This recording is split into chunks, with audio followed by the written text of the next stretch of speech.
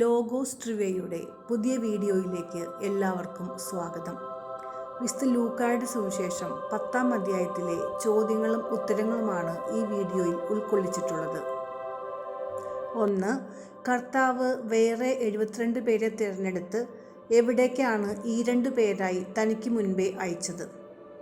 ഉത്തരം: താൻ പോകാനിരുന്ന എല്ലാ പട്ടണങ്ങളിലേക്കും നാട്ടിൻപുറങ്ങളിലേക്കും. 2. കൊയ്ത്തിന് വേലക്കാരെ അയക്കാൻ ആരോട് പ്രാർത്ഥിക്കാനാണ് യേശു പറഞ്ഞത്? ഉത്തരം: കൊയ്ത്തിൻ്റെ നാഥനോട്. 3. ആരുടെ ഇടയിലേക്ക് ആരെ എന്ന പോലെ ഞാൻ നിങ്ങളെ അയക്കുന്നു എന്നാണ് യേശു പറഞ്ഞത്? ചെന്നായ്ക്കളുടെ ഇടയിലേക്ക് കുഞ്ഞാടുകളെ എന്ന പോലെ. 4. ലൂക്ക 10:4 പ്രകാരം നിങ്ങൾ എന്തെല്ലാം കൊണ്ടുപോകരുതെന്നാണ് താൻ അയച്ചവരോട് യേശു നിർദ്ദേശിച്ചത്? ഉത്തരം: മടിശീലയോ സഞ്ചിയോ ചെരുപ്പോ. 5. വഴിയിൽ വെച്ച് എന്ത് ചെയ്യരുതെന്നാണ് അവൻ അയക്കപ്പെട്ടവനോട് പറഞ്ഞത്? ഉത്തരം: ആരെയും അഭിവാദനം ചെയ്യരുത്. 6. ഏത് വീട്ടിൽ പ്രവേശിച്ചാലും ആദ്യമേ എന്താശംസിക്കണം? ഉത്തരം: ഈ വീടിന് സമാധാനം. 7. നിങ്ങളുടെ സമാധാനം ആരിൽ കുടികൊള്ളും? ഉത്തരം: സമാധാനത്തിൻ്റെ പുത്രനിൽ. 8. സമാധാനത്തിൻ്റെ പുത്രൻ അവിടെ ഇല്ലെങ്കിൽ എന്ത് സംഭവിക്കും? ഉത്തരം: അത് നിങ്ങളിലേക്ക് തിരിച്ചു പോരും. 9. അവരോടൊപ്പം ഭക്ഷിക്കുകയും പാനം ചെയ്യുകയും ചെയ്തുകൊണ്ട് ഏത് വീട്ടിൽ താമസിക്കുവിൻ എന്നാണ് പറഞ്ഞിരിക്കുന്നത്? ഉത്തരം: നിങ്ങൾ പ്രവേശിച്ച വീട്ടിൽ. 10. ആരാണ് കൂലിക്ക് അർഹൻ? ഉത്തരം: വേലക്കാരൻ.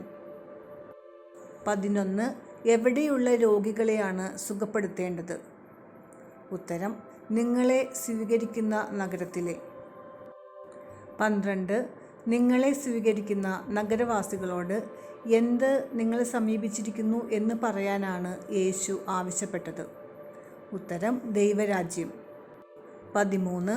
ലൂക്ക 10:13 ആർക്കൊക്കെ ദുരിതം എന്നാണ് പറയുന്നത്? ഉത്തരം: കൊറാസിൻ, ബെത്സൈദ. 14. കൊറാസിൻ, ബെത്സൈദ എന്നിവിടങ്ങളിൽ നടന്ന അത്ഭുതങ്ങൾ എവിടെ നടന്നിരുന്നെങ്കിൽ എന്നാണ് യേശു പറഞ്ഞത്? ഉത്തരം: ടൈറിലും സീദോനിലും. 15. ടൈറിലും സീദോനിലും അത്ഭുതങ്ങൾ നടന്നിരുന്നെങ്കിൽ അവിടുത്തെ ജനങ്ങൾ എന്തു ചെയ്യുമായിരുന്നു? ഉത്തരം: ചാക്കുടുത്തും ചാരം പൂശിയും പശ്ചാത്തപിക്കുമായിരുന്നു. 16. ടൈറിൻ്റെയും സീദോനിൻ്റെയും സ്ഥിതി നിങ്ങളുടേതിനേക്കാൾ സഹനീയമായിരിക്കും എന്ന്. ഉത്തരം: വിധിദിനത്തിൽ. 17. ടൈറിൻ്റെയും സീദോനിൻ്റെയും സ്ഥിതി ആരുടേതിനേക്കാൾ സഹനീയമായിരിക്കും? ഉത്തരം: കൊറാസിൻ, ബെത്സൈദ എന്നിവയേക്കാൾ. 18. ആകാശത്തോളം ഉയർത്തപ്പെട്ടത് ആര്? ഉത്തരം: കഫർനാം. 19. കഫർനാം എത്രത്തോളം താഴ്ത്തപ്പെടും? ഉത്തരം: പാതാളത്തോളം. 20. എന്നെ നിരസിക്കുന്നവൻ ആരെ നിരസിക്കുന്നു? ഉത്തരം: എന്നെ അയച്ചവനെ. 21. ആരുടെ നാമത്തിലാണ് പിശാചുക്കൾ പോലും 72 പേർക്ക് കീഴ്പ്പെട്ടത്? ഉത്തരം: കർത്താവിൻ്റെ നാമത്തിൽ. 22. സാത്താൻ ഇടിമിന്നൽ പോലെ നിബദിച്ചത് എവിടെ നിന്ന്? ഉത്തരം: സ്വർഗത്തിൽ നിന്ന്. 23.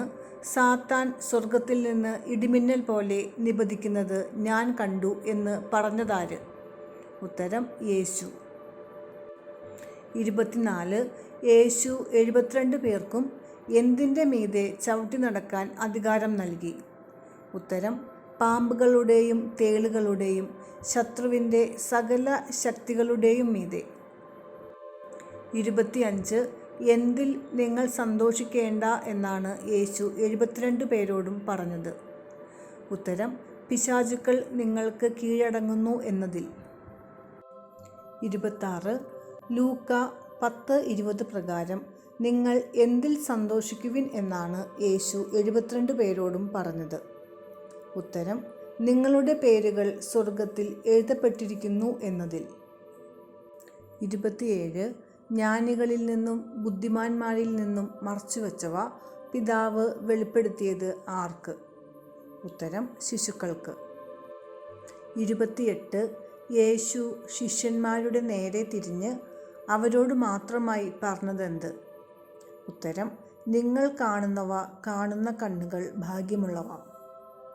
29 നിങ്ങൾ കാണുന്നവ കാണുന്ന കണ്ണുകൾ ഭാഗ്യമുള്ളവ എന്ന് യേശു ആരോട് പറഞ്ഞു? ഉത്തരം ശിഷ്യന്മാരുടെ നേരെ തിരിഞ്ഞ് അവരോട് മാത്രമായി. 30 നിങ്ങൾ കാണുന്നവ കാണാൻ ആഗ്രഹിച്ചു, എങ്കിലും കണ്ടില്ല, ആര്? ഉത്തരം അനേകം പ്രവാചകന്മാരും രാജാക്കന്മാരും.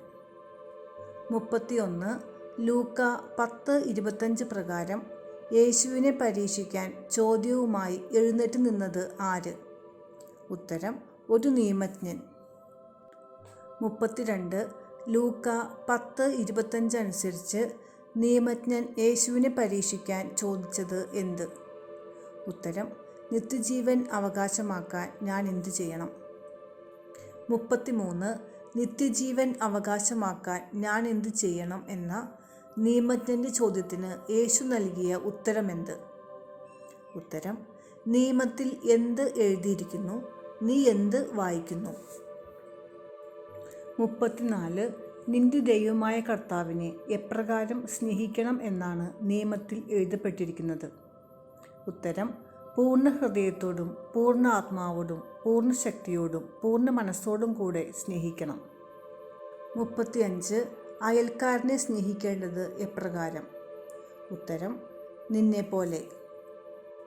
36 ഇതനുസരിച്ച് പ്രവർത്തിക്കുക, നീ ജീവിക്കും, ആര് ആരോട് പറഞ്ഞു? ഉത്തരം യേശു തന്നെ പരീക്ഷിക്കാൻ വന്ന നിയമജ്ഞനോട്. 37 തന്നെ സാധൂകരിക്കാൻ ആഗ്രഹിച്ചത് ആര്? ഉത്തരം നിയമജ്ഞൻ. 38 തന്നെ സാധൂകരിക്കാൻ ആഗ്രഹിച്ച് നിയമജ്ഞൻ യേശുവിനോട് ചോദിച്ചത് എന്ത്? ഉത്തരം ആരാണ് എൻ്റെ അയൽക്കാരൻ? 39 ആരാണ് എൻ്റെ അയൽക്കാരൻ എന്ന ചോദ്യത്തിന് യേശു മറുപടി പറഞ്ഞത് എങ്ങനെ? ഉത്തരം സമറിയക്കാരൻ്റെ ഉപമയിലൂടെ. 40 കവർച്ചക്കാരുടെ കയ്യിൽ അകപ്പെട്ടത് ആര്? ഉത്തരം ജെറുസലേമിൽ നിന്ന് ജെറിക്കോയിലേക്ക് പോയ ഒരുവൻ. 41 സമറിയക്കാരൻ്റെ ഉപമയിൽ ആദ്യം ആ വഴിയെ വന്നത് ആര്? ഉത്തരം ഒരു പുരോഹിതൻ. 42 അർത്ഥപ്രാണനായി കിടക്കുന്നവനെ കണ്ട പുരോഹിതൻ എന്തു ചെയ്തു? ഉത്തരം മറുവശത്തുകൂടെ കടന്നുപോയി. 43 അർത്ഥപ്രാണനായ മനുഷ്യനെ കണ്ട് മനസ്സലിഞ്ഞത് ആരുടെ? ഉത്തരം സമരിയക്കാരൻ്റെ. 44 സമരിയക്കാരൻ മുറിവുകൾ വച്ചുകെട്ടിയത് എങ്ങനെ? ഉത്തരം എണ്ണയും വീഞ്ഞും ഒഴിച്ച്. 45 അടുത്ത ദിവസം സമരിയക്കാരൻ സത്രസൂക്ഷിപ്പുകാരൻ്റെ കയ്യിൽ കൊടുത്തത് എന്ത്? ഉത്തരം 2 ദനാറ. 46 ഇവൻ്റെ കാര്യം നോക്കിക്കൊള്ളണം, ആര് ആരോട് പറഞ്ഞു? ഉത്തരം സമരിയക്കാരൻ സത്രം സൂക്ഷിപ്പുകാരനോട്. 47 കൂടുതലായി എന്തെങ്കിലും ചെലവാകുന്നെങ്കിൽ എന്ത് ചെയ്യാമെന്നാണ് സമരിയക്കാരൻ സത്രസൂക്ഷിപ്പുകാരനോട് പറഞ്ഞത്? ഉത്തരം താൻ തിരിച്ചു വരുമ്പോൾ തന്നുകൊള്ളാം. 48 ഈ മൂവരിൽ ആരാണ് അയൽക്കാരനായി വർത്തിച്ചത് എന്ന ചോദ്യത്തിന് നിയമജ്ഞൻ നൽകിയ മറുപടി എന്ത്? ഉത്തരം അവനോട് കരുണ കാണിച്ചവൻ. 49 യേശുവിനെ സ്വഭവനത്തിൽ സ്വീകരിച്ചത് ആര്? ഉത്തരം മർത്ത എന്നു പേരുള്ള ഒരുവൾ. 50 മർത്തയുടെ സഹോദരിയുടെ പേര്? ഉത്തരം മറിയം. 51 മറിയം അവിടെ എന്തു ചെയ്തു എന്നാണ് 10:39 പറയുന്നത്? ഉത്തരം കർത്താവിൻ്റെ പാദത്തിങ്കൽ ഇരുന്ന് വചനം കേട്ടുകൊണ്ടിരുന്നു. 52 പലവിധ ശുശ്രൂഷകളിൽ മുഴുകി വ്യഗ്രചിത്തിയായിരുന്നത് ആര്? ഉത്തരം മർത്ത. 53 എന്നെ സഹായിക്കാൻ അവളോട് പറയുക എന്ന് ആര് ആരോട് പറഞ്ഞു? ഉത്തരം മർത്ത കർത്താവിനോട്. 54. നീ എന്തിനെക്കുറിച്ച് ഉത്കണ്ഠാകുലയും അസ്വസ്ഥയും ആയിരിക്കുന്നു എന്നാണ് യേശു മർത്തയോട് പറഞ്ഞത്? ഉത്തരം പലതിനെക്കുറിച്ചും. 55. ആര് നല്ല ഭാഗം തിരഞ്ഞെടുത്തിരിക്കുന്നു എന്നാണ് യേശു പറഞ്ഞത്? ഉത്തരം മറിയം. 56. മറിയം നല്ല ഭാഗം തിരഞ്ഞെടുത്തിരിക്കുന്നു, അത് എന്ത് ചെയ്യപ്പെടുകയില്ല എന്നാണ് യേശു പറഞ്ഞത്? ഉത്തരം അവളിൽ നിന്ന് എടുക്കപ്പെടുകയില്ല.